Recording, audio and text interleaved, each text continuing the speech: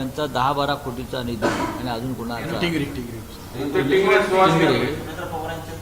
या सुनेत्रा वहिनींचे नगरसेवकांचा निधी त्या लोकांनी रोखला। त्याच्यावर सुनेत्रा वहिनींनी बोललं पाहिजे ना। सरकारमध्ये कोण बसलाय? सरकारमध्ये त्या उपमुख्यमंत्री आहेत आणि त्यांच्या पुणे जिल्ह्यामध्ये जिथून ते नेतृत्व करतात त्या पुणे जिल्ह्यातून जर तुमच्या 2 नगरसेवकांचा निधी थांबवला असेल तर कधीतरी या विषयावर उपमुख्यमंत्री म्हणून त्यांनी बोललं पाहिजे। अजितदादांचा वारसा आपण सांगता, त्या बोलत नसतील तर पार्थ पवारांनी बोललं पाहिजे।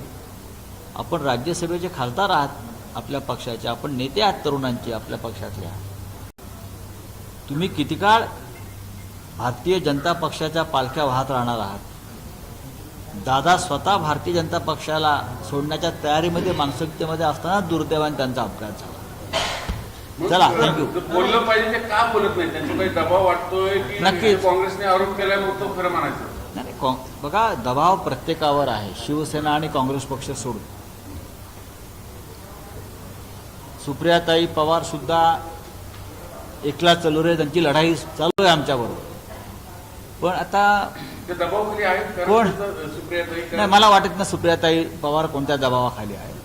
सुप्रियाताई पवार या महाविकास आघाडीच्या महत्त्वाच्या नेत्या आहेत, आमच्याबरोबर त्या आहेत। रोहित पवार आहे, जयंतराव पाटील आहेत, पण प्रत्येक पक्षावर संकट आहे या लोकांनी आणलेलं आहे।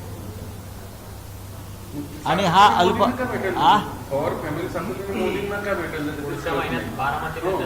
कोण? पवार येत आहेत, मोदी दिल्लीत पण तुम्ही बघितलं सगळं, काय 2 नगरवर चाललंय की काय? दादा काय पक्ष भाजपला सोडणार नाही, त्यांची ही मानसिकता होती का इथे काय खरं नाही, ही काय आपली विचारधारा नाही। आणि ज्या पद्धतीनं भारतीय जनता पक्ष आणि त्यांचे लोक महाराष्ट्राचं नुकसान करतात, आपल्या राजकारणाचं नुकसान करतात, त्या विचारामध्ये ते होते की आपल्याला परत मागे फिरलं पाहिजे। हे 100% सत्य आहे, हे त्यांच्या जवळच्या लोकांनाही माहिती आहे।